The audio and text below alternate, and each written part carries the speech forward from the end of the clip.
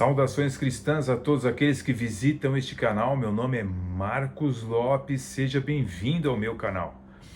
Bem, dando continuidade, o último vídeo da série O Islamismo crê na predestinação como a teologia reformada, ou seja, a maneira como o Islã, através do Alcorão, seu livro sagrado, através dos seus documentos, como ele crê na questão da predestinação, do livre-arbítrio. Nós vimos tudo isso no vídeo número 1 e 2 desta série chamada O Islamismo crê na predestinação como a teologia reformada? Bem, nós vimos e observamos que não.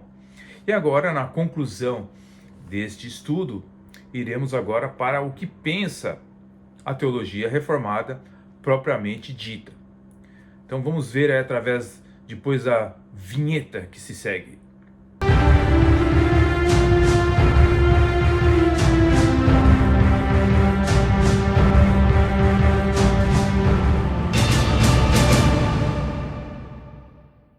Bem, queridos, um teólogo já falecido da CPAD, a doutrina da predestinação, de Severino Pedro, ele define bem o que é o fatalismo, tá bom? Então vamos ver o que é o fatalismo. O fatalismo sustenta que todas as coisas acontecem por via de uma força cega, estúpida, amoral, que não se distingue de necessidade física e que não nos arrasta indefesos pela sua força, como um caudaloso rio arrasta um pedaço de madeira. A Bíblia, porém, condena o fatalismo quando diz: porque o que sucede aos filhos dos homens, isso mesmo também sucede aos animais. A mesma coisa lhe sucede, conforme Eclesiastes 6:19. O tempo e a sorte pertencem a todos, Eclesiastes 9:11. E que Deus pode modificar qualquer coisa a nosso respeito, conforme segundo Reis, capítulo 20, verso 1 ao 11, Jonas 3-10 e outros versículos. Então, conforme o livro do pastor das Assembleias de Deus, Doutrina da Predestinação, pastor Severino Pedro da Silva, na página 57, nós podemos observar que existe uma diferença entre fatalismo e fé cristã, ok? Então, a acusação de que muitos católicos fazem no século XXI, assim como defensores do arminianismo fazem contra a fé reformada, no caso, ela é infundada, como nós veremos nesse vídeo. Bem, a reforma protestante ensina que o destino do mundo, por acaso, ele seria controlado por uma espécie de destino? Evidentemente que não, Então nós vamos abordar as diferenças essenciais sobre a soberania de Deus e o fatalismo pagão, aquele fatalismo que não tem nada a ver com fé cristã, ok? Agora, os defensores do atual arminianismo e do catolicismo, como eu dizia, ele procuram muitas vezes tentar associar os monergistas ou os chamados, entre aspas, calvinistas com os fatalistas estoicos, ou os que defendem a fé reformada, são herdeiros do fatalismo, segundo alguns passam essa ideia. Se não for desta forma, procuram afirmar que eles são deterministas, os que seguem a doutrina, a teologia reformada. Bem, o falecido pastor, sinergista e apologista David Hahn, ao lançar o seu livro Que Amor é Este?, procurou fazer esta associação ou este vínculo. A suposição de Hahn é que o coração do calvinismo é realmente o fatalismo grego modificado. Isso é imediatamente desafiado pelo fato de que os únicos fatalistas entre os filósofos gregos antigos eram os estoicos, um grupo sem influência sobre os reformadores, porque existem muitas diferenças E outra coisa, os estoicos eram panteístas, totalmente diferente da fé reformada. Acontece que o Deus dos estoicos não era um ser pessoal, como é o Deus daqueles que seguem a teologia reformada. E o Deus dos estoicos nem expressava uma compaixão que é enaltecido pela teologia reformada de um Deus que busca o ser humano na Terra. Então, as diferenças são enormes, não existe qualquer tipo de associação a tentar fazer esse tipo de coisa. Inclusive, o próprio John Calvino, né, no século XVI, ele já comentava nas Institutas, tá? Quero deixar bem claro também que as Institutas, elas não são regra de fé para aqueles que seguem a teologia reformada. Simplesmente as Institutas nós a vemos como uma teologia sistemática do século XVI, ok? Não temos aqui como escritos inspirados por Deus ou coisa do tipo. Mas o próprio João Calvino, no século XVI, ele já comentava sobre esta acusação. Vejam, os pensamentos de Calvino sobre os estoicos não estão ocultos. As Institutas, né, 3, 8, 9 a 10, faz 3 avaliações altamente negativas sobre o estoicismo, bem como da seguinte resposta, né? Então, que serviria até para David Hahn, né? Se ele conhecesse, evidentemente, Calvino, né? Veja o que Calvino diz: aqueles que lançariam opróbrio, ou seja, vergonha, sobre esta doutrina da predestinação, caluniam, acusam falsamente, como o dogma dos estoicos a respeito do destino. A mesma acusação foi anteriormente feita contra Agostinho. Não estamos dispostos a disputar sobre palavras, mas não admitimos o termo destino, tanto porque é da classe que Paulo nos ensina a evitar, como novidades profanas, conforme 1 Timóteo 6:20, e também porque é tentado, por meio do termo odioso, fixar um estigma na verdade de Deus. Mas o próprio dogma é falsa e maliciosamente imputado a nós, pois não imaginamos, como os estoicos, uma necessidade consistindo de uma cadeia perpétua de causas e um tipo de série envolvida contida na natureza. Imaginamos, como os estoicos, uma necessidade consistindo de uma cadeia perpétua de causas e um tipo de série envolvida contida na natureza. Mas sustentamos que Deus é o dispostor e governante de todas as coisas, e que desde a mais remota eternidade, de acordo com a sua própria sabedoria, ele decretou o que deveria fazer, e agora, por seu ser, executa o que ele decretou. Portanto, sustentamos que por sua providência, não apenas o céu e a terra e as criaturas inanimadas, mas também os conselhos e vontade dos homens são governados de modo que a se moverem exatamente no curso que ele destinou.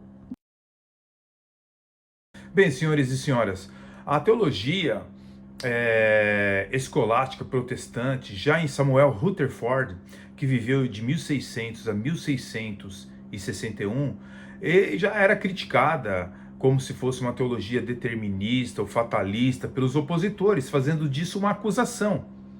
Tá? Era comum entre os teólogos ortodoxos reformados daquela época ouvirem tais acusações, assim como os atuais teólogos reformados também são acusados no século XXI. Mas a verdade é que o reverendo Rutherford, por exemplo, ele escreveu sobre esse assunto, num livro intitulado Liberdade do Fatalismo, onde ele refuta essas argumentações dos opositores sinergistas. Agora, são espantalhos que tentam perpetuar para com que muitos não se voltem para o evangelho monergístico. Então essas pessoas acusam frequentemente a teologia reformada de ser fatalista para que muitos venham se afastar dela. É uma maneira, né? É um código que eles têm, né? Para que as pessoas venham ficar afastadas, infelizmente, de uma grande verdade bíblica, né? Está por toda a Bíblia, não o fatalismo, mas o determinismo de Deus, o determinismo teísta, não um fatalismo paganista, né? Pagão. Agora, mas se existe uma coisa que a fé cristã, ela não é justamente ser fatalista.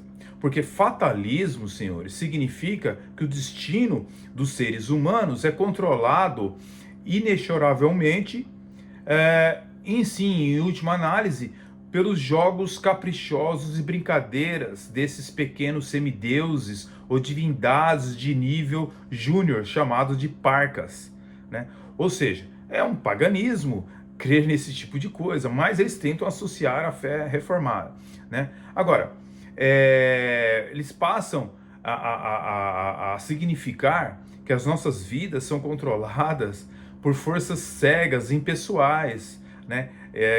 Causas mecanicistas, né? Invisíveis. Mas isso não é, de maneira alguma, o que a fé reformada ensina sobre a liberdade do homem e a soberania de Deus. São coisas totalmente antagônicas. Primeiro, quando falamos sobre soberania de Deus, estamos dizendo que Deus, ele é absolutamente poderoso sobre todas as coisas. Nada acontece a parte da sua vontade, em certo sentido. No entanto, dentro do contexto da soberania de Deus, Deus pode operar esse poder soberano de muitas maneiras diferentes. Deus pode operar o seu poder soberano ativa ou passivamente. Ele pode determinar moldando os eventos da história para fazer acontecer o que ele quer que venha acontecer. Ele pode comandar unilateralmente mundos para virem à existência. Ele pode trazer os mortos de volta à vida pelo poder do seu comando. Esse é o poder que Deus tem. E falamos disso em termos de onipotência, poder absoluto sobre a ordem criada.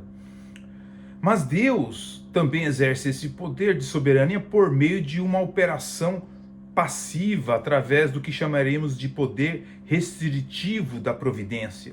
Ou seja, Deus pode me permitir minha liberdade dentro dos limites e ainda me levar onde Ele quer que eu vá. Entende? E Ele também leva o mundo aonde Ele quer que o mundo vá, sem necessariamente tirar a nossa liberdade, a nossa escolha, a nossa volição. Simplesmente Ele me restringe ou apresenta oportunidades que Ele sabe que eu escolherei se Ele as colocar diante de mim. É assim que Deus trabalha. Vamos dar um exemplo disso através da Bíblia. Por exemplo, a Bíblia nos ensina que quando Jesus Cristo foi crucificado, não foi um acidente, foi um determinismo, ou seja, um decreto de Deus. Ele não foi entregue pela presciência determinada e pelo conselho prévio de Deus? Logicamente que sim. Há alguma possibilidade, à luz da soberania de Deus, por exemplo, que Jesus pudesse escapar da cruz? Sim ou não? Não.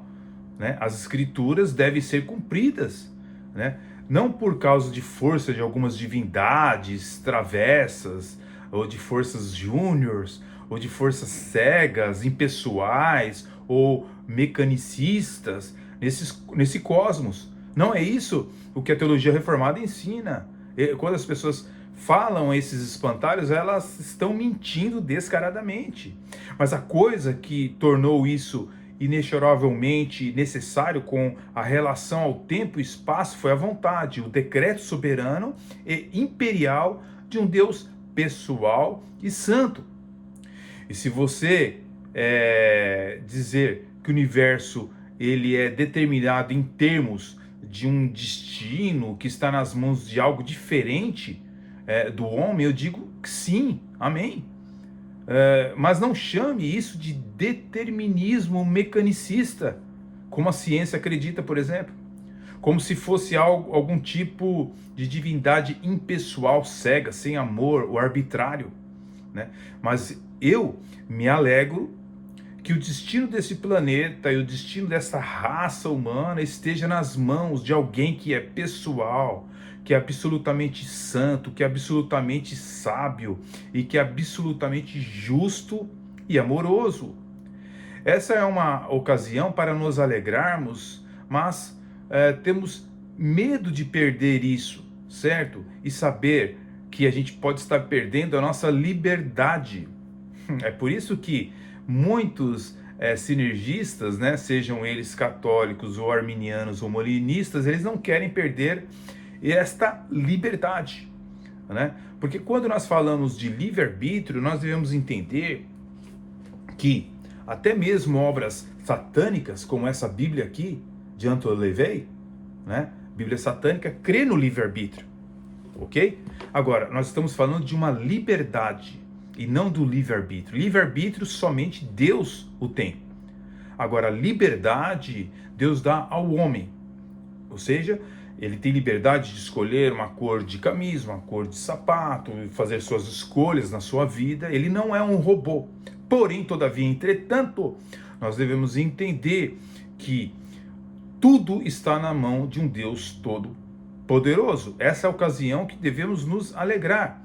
Era necessário que Jesus morresse. A Bíblia diz que era impossível, no contexto de sua morte, por exemplo, que os ossos de Jesus fossem quebrados, né? Você se lembra dessa passagem? Era impossível que os ossos de Jesus fossem quebrados. Em que sentido era impossível que seus ossos fossem quebrados? Era porque Jesus tinha um cálcio todo especial nas suas pernas, seus braços eram diferentes do ser humano comum. Como é que é isso daí? Não, os ossos de Jesus, eles eram tão frágeis como de qualquer outro ser humano. Mas como é que a Bíblia diz que os seus ossos não seriam quebrados? Não era que Jesus tivesse uma estrutura esquelética diferenciada como ser humano, não. Era porque Deus havia decretado por sua autoridade soberana que os ossos de seu Filho amado não seriam quebrados.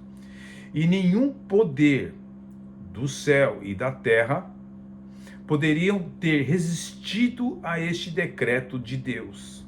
Porque se eu tivesse escolhido, se eu tivesse lá e tivesse decidido que queria quebrar os ossos de Jesus, ou se fosse a escolha de Pilatos quebrar os ossos de Jesus, ou se algum soldado ao pé da cruz tivesse decidido quebrar os ossos de Jesus, seria algo impossível, porque estava nos decretos de Deus que isso não poderia acontecer. Então, quando nós nos sujeitamos a um Deus todo-poderoso que determina a história da humanidade, nós temos uma outra visão dos fatos, a visão bíblica. Portanto, quando alguém declara, né, e tenta fazer afirmativas, né, onde tenta mostrar que a fé reformada ela é estoica, que ela é fatalista e esse tipo de coisa, realmente não procede, não tem fundamento e não tem base histórica e teológica, ok? Fique na paz, até o próximo vídeo. Deus abençoe a todos, em nome de Jesus.